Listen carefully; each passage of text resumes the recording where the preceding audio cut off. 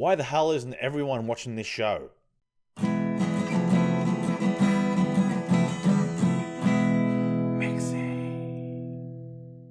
Hey, you going? Welcome to my The Expanse Season 2 Episode 3 Static Review. So I was informed by a commenter that this episode and the one following it are meant to be watched in combination together, but I prefer to do one viewing and one review as quick as possible, so let's just see how they go on their own. So I'm assuming this episode is probably going to have a bit of a slow build-up, but that's alright. So this episode starts with a fantastic effect shot of a couple of missiles heading towards Deimos. And then it cuts to the TV news saying that 17 staff were killed on the Deimos station, and Draper and her Martian crew are watching the news. And they say that the debris from Deimos will fill their atmosphere for decades or centuries to come and will restrict travel and flight because you can get hit by a falling rock, I guess. So that's really going to ruffle some feathers. And then Draper and a crew have an argument about who is and who isn't a Martian.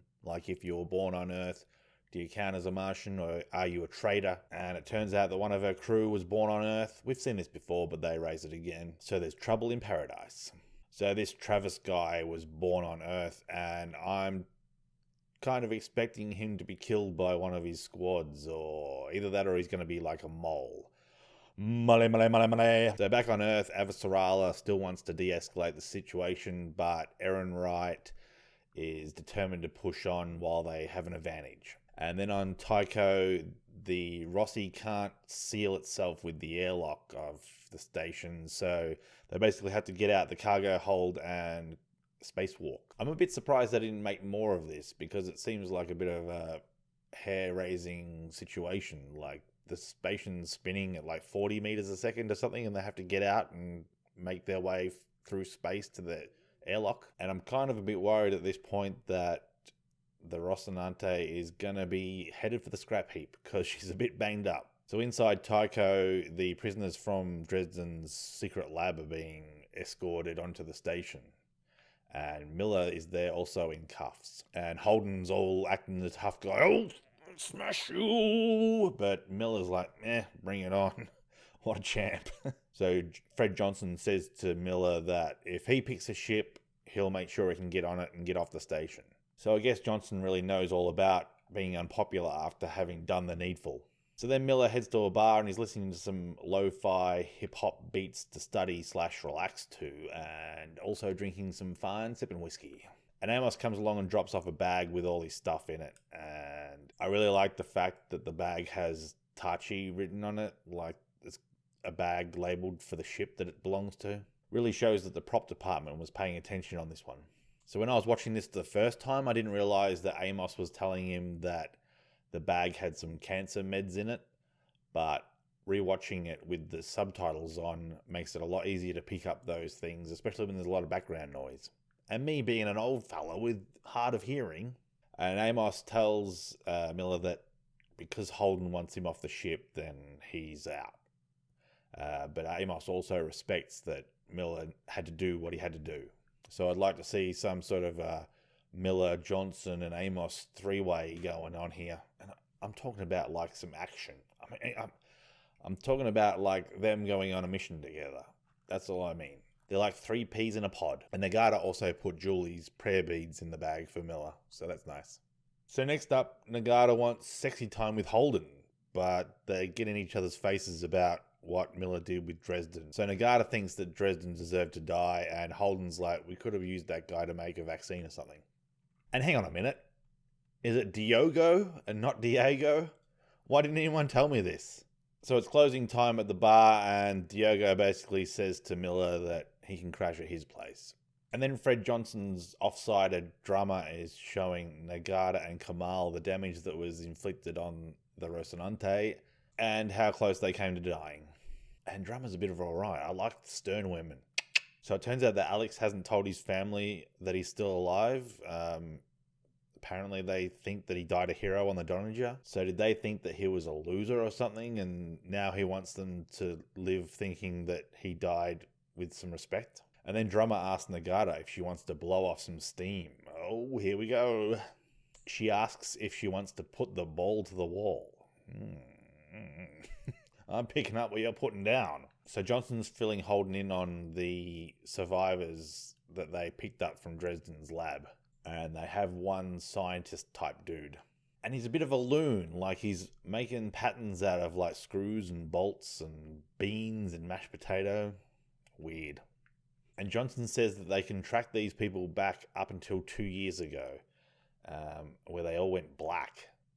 But before that, they all worked for Protogen. So I'm wondering, is that Julie's dad's company? I thought he ran Bush Shipyards, but that just might be an asset of a bigger company, I suppose. And didn't they own the facility on Phoebe? Wasn't that owned by Mao?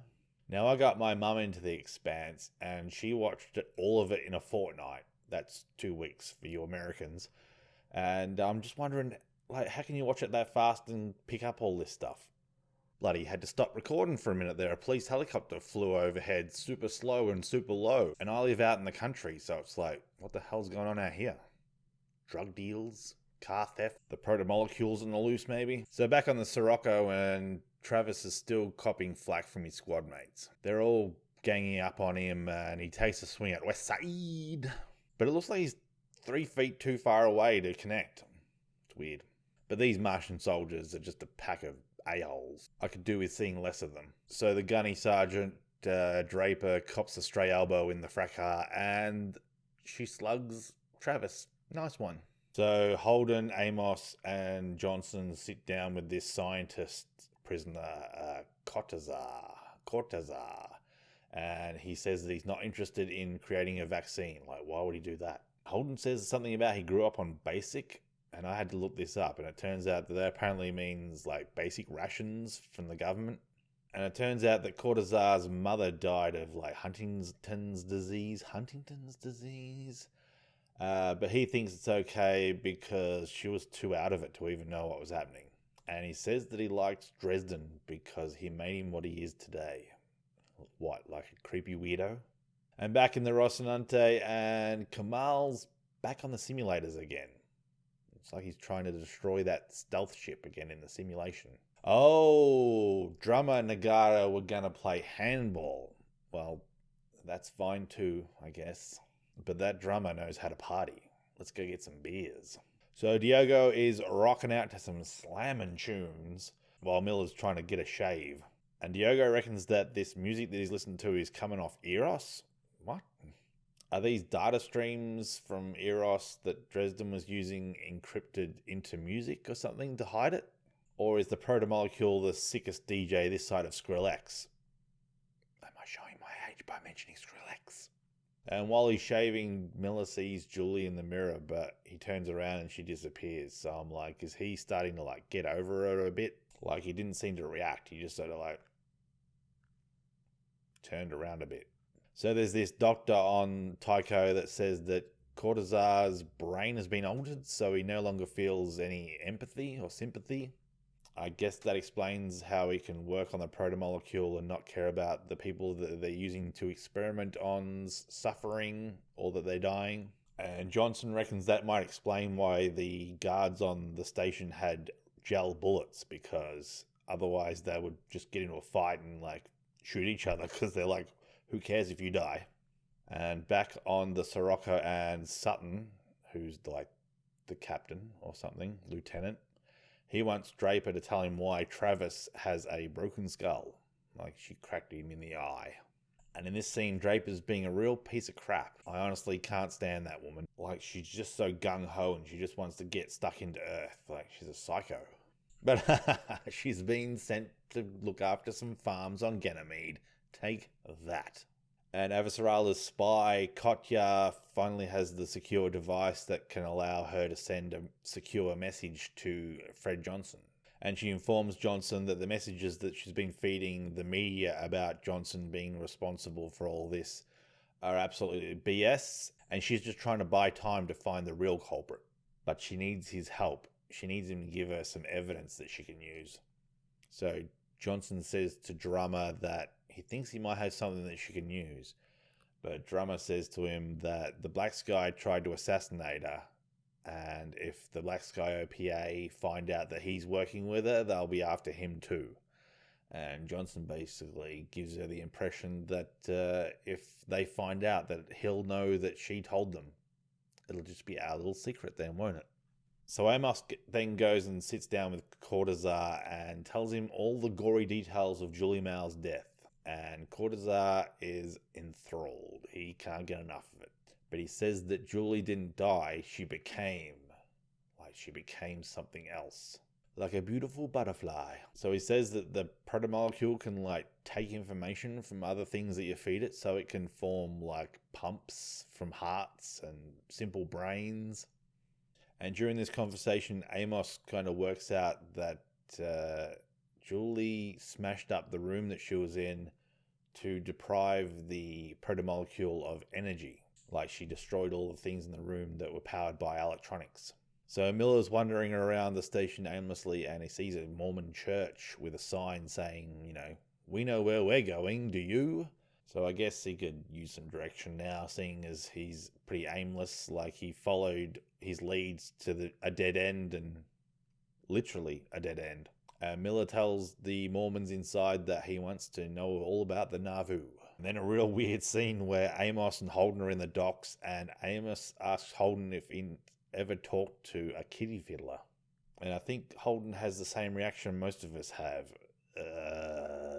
What?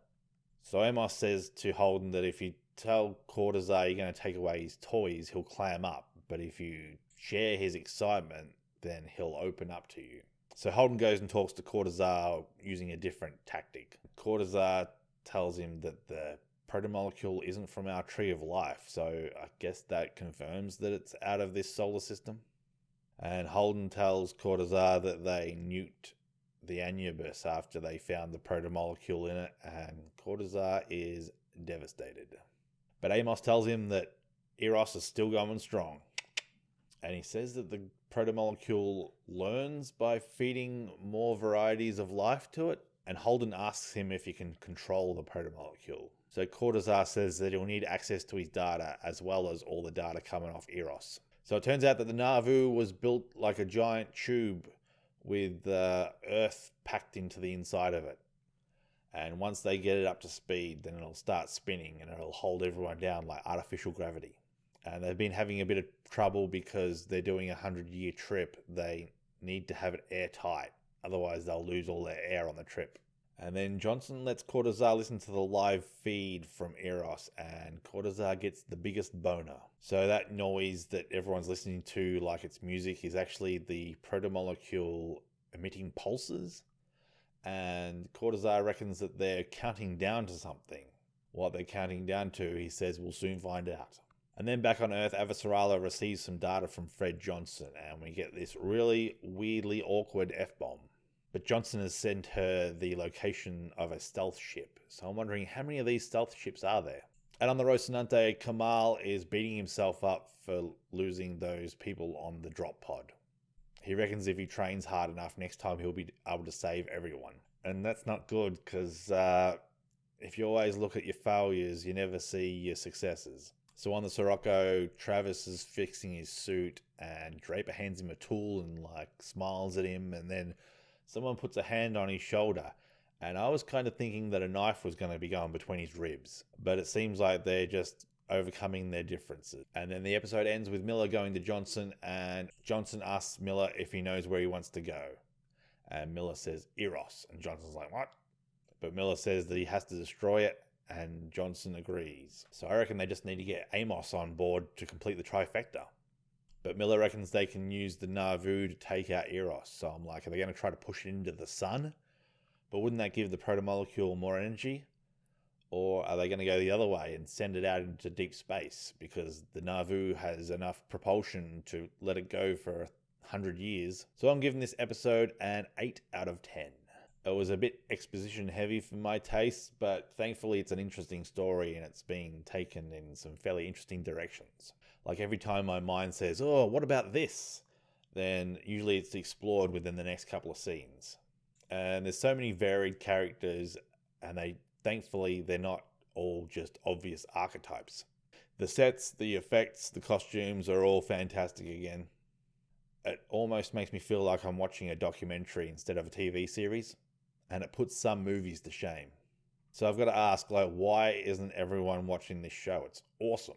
I think people are just idiots, and maybe we need a proto-molecule to sort them out. But I really want to see a Miller, Johnson, and Amos team-up episode. That'd be cool. So anyway, I hope you enjoyed this review half as much as I enjoyed the episode. You're giving it a 4 out of 10, you bastard. And I'm out of here. I'll see you later. Like, comment, share, and subscribe.